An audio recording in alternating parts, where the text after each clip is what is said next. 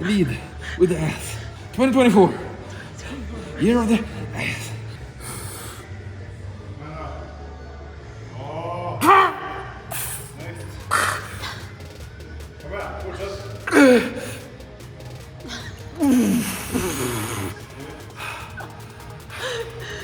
Oh, my head.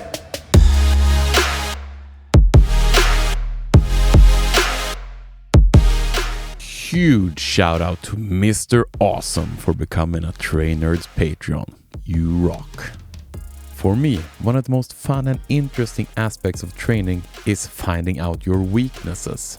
Often you find exercises and movements that you prefer and that you're good at.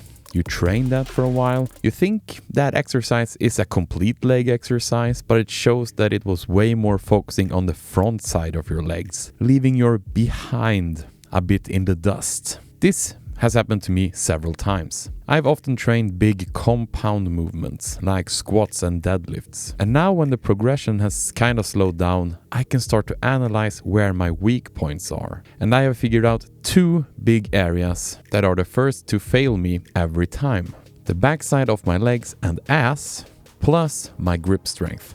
I started noticing some issues with my hamstrings this summer when we started running. After I'd been running for a while, I started getting stiff in my hamstring. Fuck! I had to take a break short of 5 kilometers today. Way too high tempo in the beginning. My left hamstring started acting up a bit, so I'm taking 5 minutes now, just try to stretch it a little bit and then start in a way slower tempo. First I thought it must just be because I'm not used to the running. But when I started thinking about it and trying out different exercises in the gym, I came to the conclusion that my hamstring and glutes have not gotten the love they deserve. I have very strong legs on the front side. It's very quad dominated. The way I've been squatting, for instance, has been very quad focused. Plus, since I had terrible knees for several years, a lot of my training was very focused on the front side, around the knees. Ever since I started incorporating some more training to the hamstrings, I haven't felt any discomfort. I don't get the same stiffness when running. So this year it's really time to give some love to the muscle groups that has been neglected for a long time. I said in the last video that 2024 will be the year of the ass.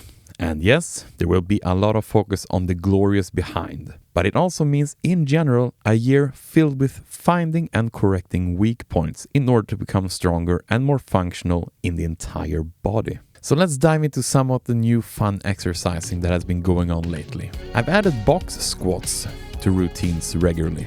The big idea here is that you get a real pause at the bottom. You can't cheat by bounce slightly in the bottom.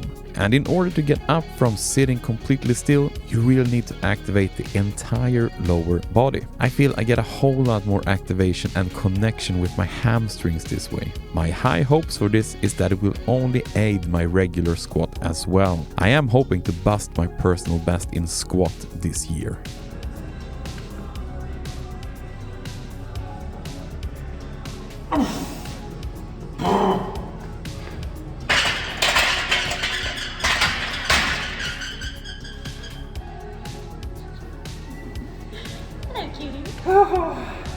That's great though. I feel a burn in my ass. Ooh. Oh. But the most fun, or fun might be the wrong word, challenging exercise is that we're dipping our toes into an exercise called Nordic hamstring curls. The Nordic was first published 140 years ago, and being able to do this is the greatest common denominator between the world's greatest horizontal athletes, because this is the greatest point of force in horizontal speed and jumping. Jonathan did these for 20 years once a week, is the greatest speed transformation ever, winning a gold medal at age 34 with gray hair, even though his country wouldn't sponsor him when he was young because they looked at his bones and muscles, said it would be physically impossible for him to be a triple jumper. And Marty St. Louis went undrafted, cut out of the NHL, and at age 35 was the only guy in the gym who could do that and was still leading the league in scoring. So the greatest ice, the greatest land speed transformations ever. This is our standard. When I look at this exercise, it's just screaming impossible. But that's the fun part of it, right? I'm gonna nail this someday. It may take a couple of years, who knows, but I want to be able to do it. It really focuses on the hamstrings and glutes, plus it's supposedly extremely good for knee health as well. So there's a lot of winning with this exercise. But trying to do this now at my body weight and lack of strength is impossible. Check my attempt without any help.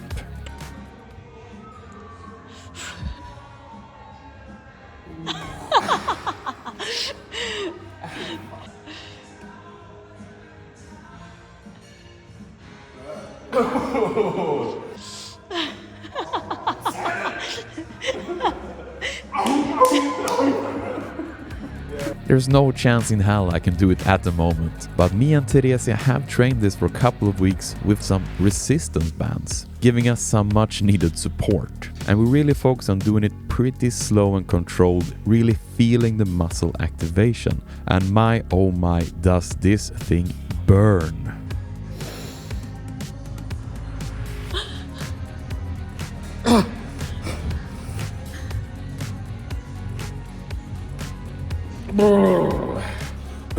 Not a good sign. I'm shaking on rep 3.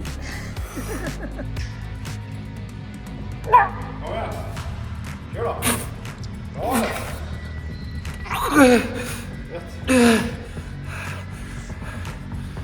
Ett till då.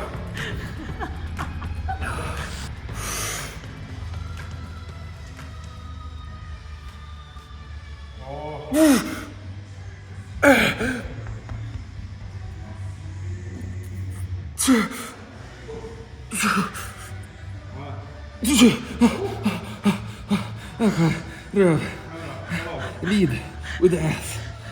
Ass up. 2024. Year of the ass.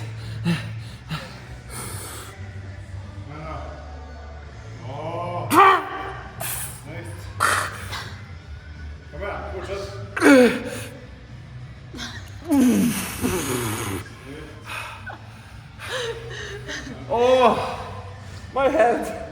You are pretty. Oh, so pretty. I feel pretty and pretty and gay. And I pity everyone who is at me today.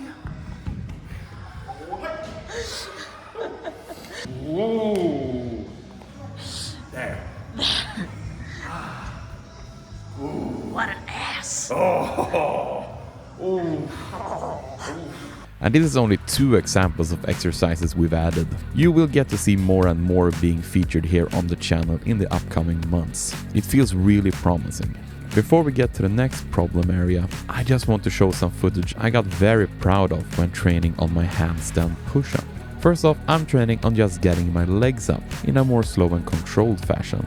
I will continue to use this little ball under my head for now to really getting the stability. I just thought standing on your hands was all about just throwing your legs up against the wall and then everything will sort itself out. But when you do that, it's so easy losing balance and it's so more taxing for your arms and core. Instead, I want to be able to do it way more controlled. And check this out. I did it so slow and steady that I even managed a couple of seconds of actual handstanding, not bumping into the wall. So excited for that. I mean, you actually stood straight up without touching the wall even. I am so goddamn cool. Yeah. 2024, the year of the ass and self-confidence. Add one thing every week. Isn't ass and confidence the same thing? Now we're talking. Yeah. And I also figured out that doing a push-up while on your hands, it's tough. Now that's a shocker, right? Like, my shoulders and arms are supposed to balance and press 120 kilos up and down. That's freaking heavy. But I want to start trying at least. So I decided to try and press myself up from this ball to feel the partial movement at least. And I was pleasantly surprised.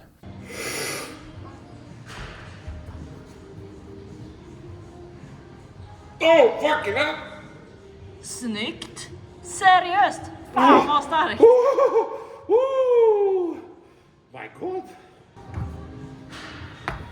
Snyggt. Okay, we talked about the ass, or the lack of ass training. Another problem area for me is my grip strength and forearm strength. In relation to what I can lift, my grip is very limiting. Quite naturally, it's the first thing that gives up when I'm lifting heavy. I want to increase my deadlift record this year, and in order to do that, I really need to strengthen my grip. I did some tries the other day, not using any wrist wraps. I managed to get up to 150 kilos, and then the overhand grip started slipping. I could then switch to a mixed grip where you have one palm forward and one palm back. I got up to 190 kilos. Then I tried 200 kilos and it just wouldn't go up. I have done 235 kilos with wrist wraps on.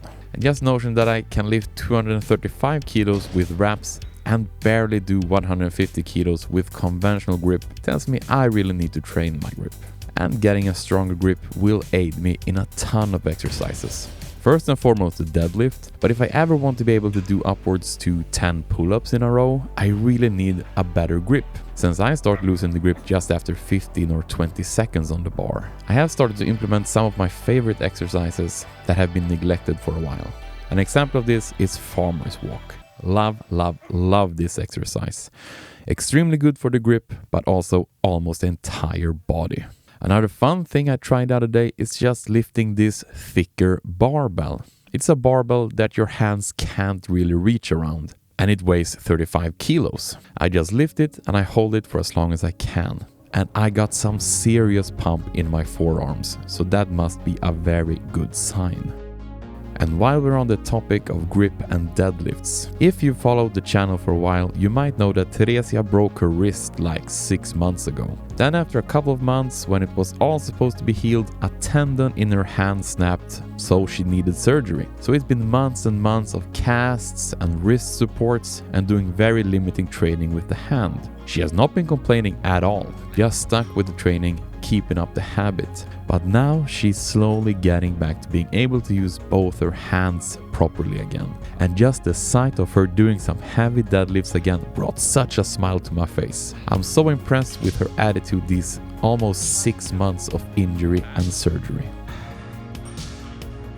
Kom igen! Åh, det är så gött!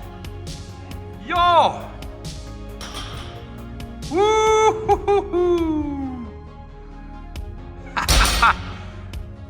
Oh, yeah, the comeback that is brewing over here. Woo!